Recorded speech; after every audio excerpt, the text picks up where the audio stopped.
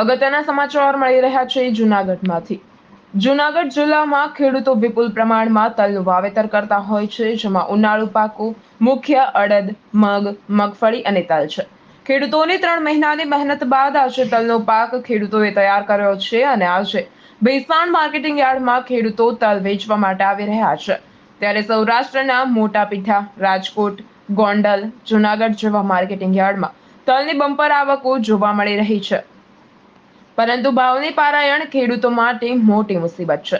ગયા અઠવાડિયા પહેલાની વાત કરવા જોઈએ તો માર્કેટ બજારમાં મણનો ભાવ 3000 આસપાસ હતો અને આજે ભેસાણ માર્કેટિંગ યાર્ડમાં 2200 થી 2500 મણનો તલનો ભાવ ઓછો ભાવ બોલાયો, એટલે ખેડૂતોને બમણો માર પડી રહ્યો છે।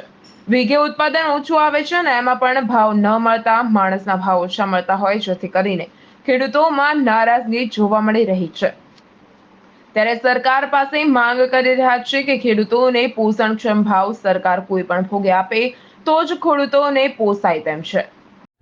જૂનાગઢ જિલ્લો અને ભેસાણ તાલુકો એટલે સૌરાષ્ટ્રમાં જે ખેડૂતો ઉનાળુ પાક છે એટલે આ તલનું વાવેતર વધારે કરતા હોય, એટલે ગોંડલ, રાજકોટ જે માર્કેટિંગ યાર્ડ છે, ભેસાણ, જૂનાગઢ, જેતપુર, આમાં જે આ આવકો ખાસ થઈ છે, ભેસાણ માર્કેટિંગ યાર્ડમાં પણ આવક થઈ છે અને બધા જ ખેડૂતો ખાસ વેચવા આવેલા છે।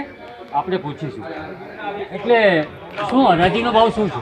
અત્યારે 24 થી 2500 ની આજુબાજુ આવે છે। નહીં એટલે મળવો કેટલો જોઈએ તો સારું? 3000 ની ઉપર જ ભાવ મળવો જોઈએ। કેટલો 3000 ઉપર 3200 થી 3500 ભાવ આવે તો જ પોસાય એમ છે। અત્યારે પહેલા નંબરમાં તો ખર્ચા બહુ વધી ગયા, મજૂરી ખર્ચો વધી ગયો અને ઉત્પાદન ઘટી ગયું, એટલે ભાવ ઓછો મળે એના ખેડૂતને પોસાય। તમે જોઈ શકો છો ઉત્પાદન ઓછું અને ભાવ પણ ઓછો, ના પોસાય। એટલે આ વીઘે કેટલો ખર્ચો થતો હોય? 6 થી 7000 રૂપિયાનો ખર્ચો છે અને આ 45 ડિગ્રી તાપમાનમાં ખેડૂત ઊભો રહી તલ પીકવા છે અને સરકારે માર્કેટ તોડી નાખ્યું, તો સરકારે એના કડક પગલાં લેવા તૈયાર થઈ જાય, બરાબર? એટલે અમને ભાવ પૂરતો મળે એવી ખેડૂતોની માગણી। હા, એવી આપણી માગણી છે। તમે જોઈ શકો છો ખેડૂતો માંગ કરી રહ્યા છે। આપનું નામ શું?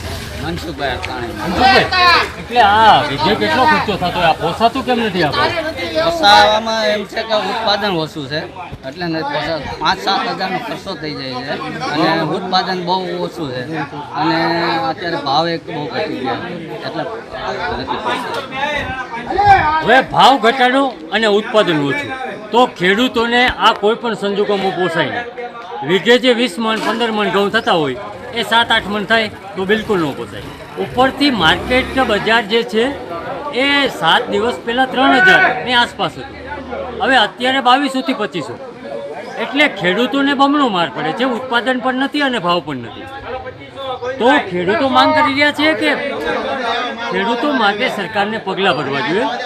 જે આ ખેડૂતની ઇન્કમ છે તો એને જે વીઘે એવરેજ આવે એના માટેના જે ભાવ કરવા જોઈએ, પગલાં ભરવા જોઈએ।